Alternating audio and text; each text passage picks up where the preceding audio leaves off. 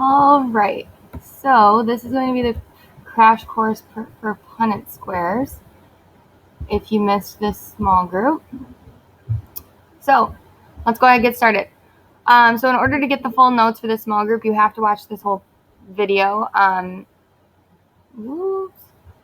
Let's go ahead and pass through this because this is only if it's not the video.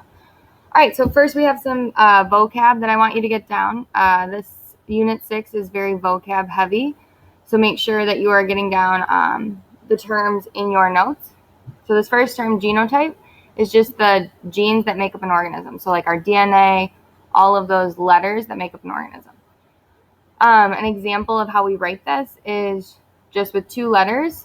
It's either big A, little a, two little a's, or two big A's. We can use any letters that we want. I just used A's for example. We also have two letters because we get one from each parent. So we get one from mom, one from dad. Our phenotype is our actual physical appearance of an organism. You never look at someone and say, oh, you look like you have big A hair. You're always going to use words that are describing what their trait looks like. So like brown hair or blue eyes or etc. Homozygous, think homo means the same. So it's either going to be big A or little a. Heterozygous is different. So we're going to have one of each. You're going to get maybe a big letter from mom and a little letter from dad. Dominant always shows in the phenotype. It's always going to show if that trait is present. Recessive is only going to show when it's paired with another recessive. So it's only going to show when it's two little letters. And sex-linked just means it's carried on the sex chromosomes. So it affects males more than females. We'll look at that more in a couple of days. Okay, so practice question 1. In pea plants, well, go ahead actually first in your notes. I want you to look at the genotypes and organize them into groups of homozygous, heterozygous, and dominant and recessive. And then if you also look in your notes, it says breaking down dominant and recessive. If big A equals brown hair and little a equals blonde hair, what trait will show if you have the genotype AA, big A, little a? So go ahead, fill out your notes completely, and then we'll get to the practice question. All right, practice question 1. In pea plants, tall is dominant, or big T, and short is recessive, little t. If a plant is homozygous dominant, what would the genotype be? So we've got some keywords we got to break down here. We've got homozygous, which means same, and we've got dominant, which means big letters. So the genotype is going to be big T, big T. What would the phenotype be? It tells us right off the bat. Big T means tall, so the plant would be tall because it has a big T. Okay.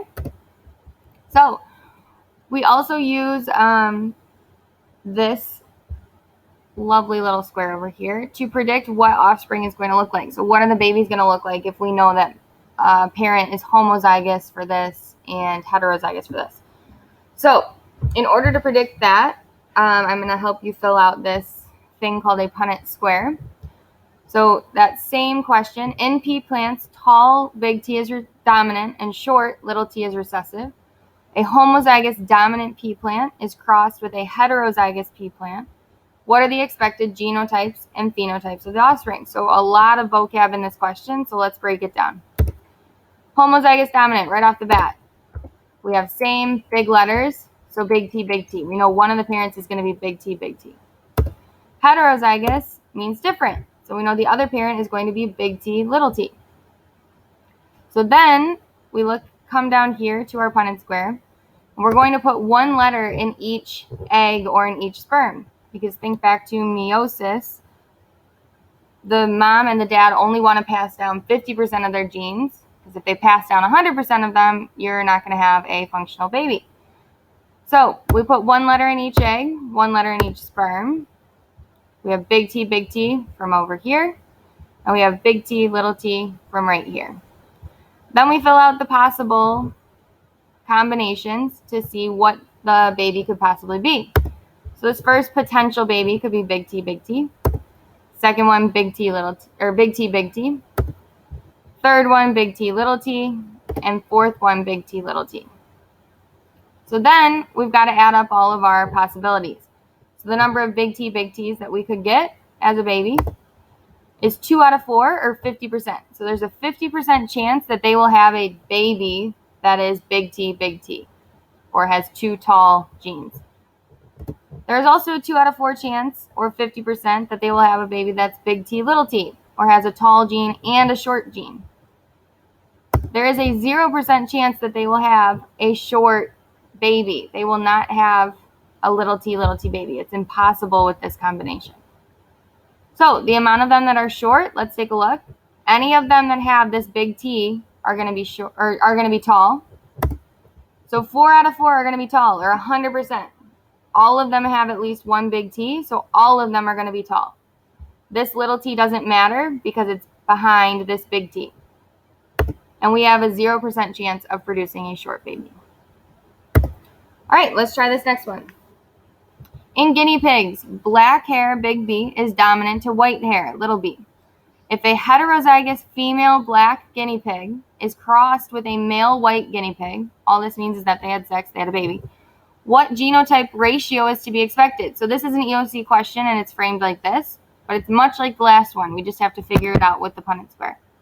So heterozygous means big B, little b. They're going to be different. White, if we look back, white can only show if it's a little b.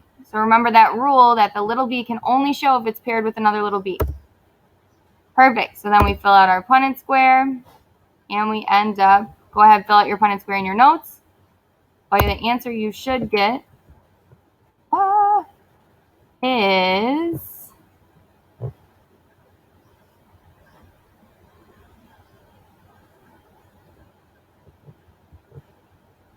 C. You should get C as your answer. All right, go ahead, fill out the rest of the practice problems in your notes and check in with Ms. McGrath when you are done.